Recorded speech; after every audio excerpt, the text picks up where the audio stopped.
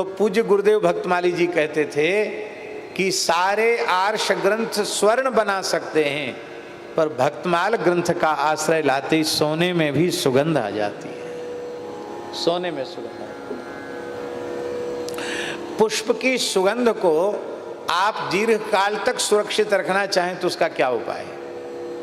उसका उपाय वही है कि उसका बढ़िया इत्र बना लिया जाए। इत्र भी महाराज जी बताते हैं, इत्र के बारे में तो महाराज जी से ज़्यादा कोई बता ही नहीं सकता है, ना अनुभव कर सकता है। महाराज जी कहते ये रूह है। रूह माने उस इत्र की भी आत्मा है। ये रूह खस है, ये गुलाब की रूह है, ये खस की रूह है, ये चंदन की रूह है। तो रूह से तो कितना कितना इतर लोग बना देते होंगे।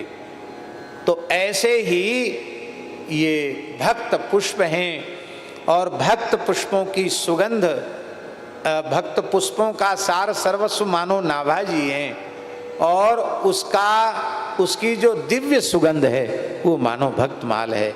अर्थात जीवन को यदि भावना की दिव्य सुगंध से परिपूरित करना चाहते हो तो भक्त चरित्रों का आश्रय लेना चाहिए। और वस्तुतः संतों के चरित्रों के सुने बिना भाव की जागृति तो नहीं होती, ये बात तो बिल्कुल पक्की।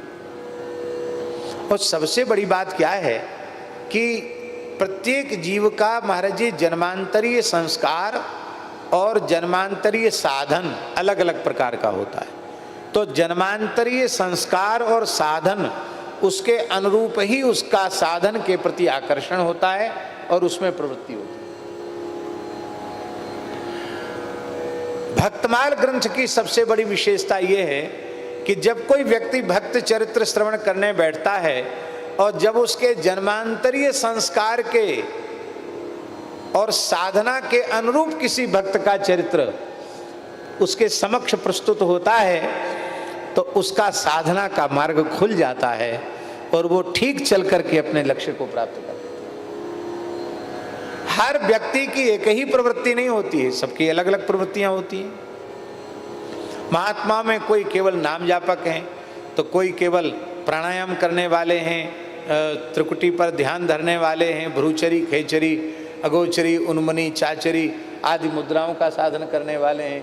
कोई कुंडलिनी जगाने के फेर में पड़े हैं, कोई केवल खेचरी मुद्रा के साधन में लगे हुए हैं, और तो कोई केवल खिचड़ी खा के रह रहे हैं, और कोई ऐसे हैं जो रमण बिहारी बढ़िया मंगला में माखन मिश्री पावें तो फिर मंगला में बढ़िया माखन मिश्री का भोग लगे, फिर श्रृंगार में सुंदर फल फूल का भोग लगे तो वो लोग वो आनंद से लेवें, और फिर आनंद से ठाठ से राजभोग में भी तृप्त होके पावें, उत्थापन में भी जो प्रसाद मिले वो प्रेम से लेवें, फिर संध्या आरती में जो मिले वो लेवें, फिर बढ़िया डट करके ब्यारू करें और बस कह दें ठाकुर हमरे रमण बिहारी, हम हैं रमण बिहारी के।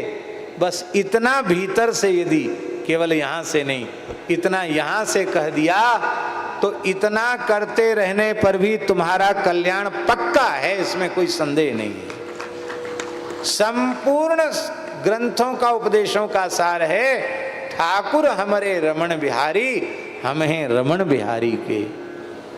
और जब हम रमण बिहारी के हैं तो हम क्या करेंगे? तब साधु सेवा धर्म हमारा, काम न दुनियादारी से।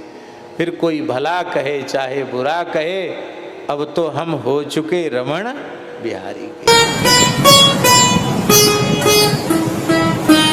श्री सीताराम प्रतिदिन सत्संग एवं दर्शन के लिए श्री महाराज जी के ऑफिशियल चैनल को जरूर सब्सक्राइब करें।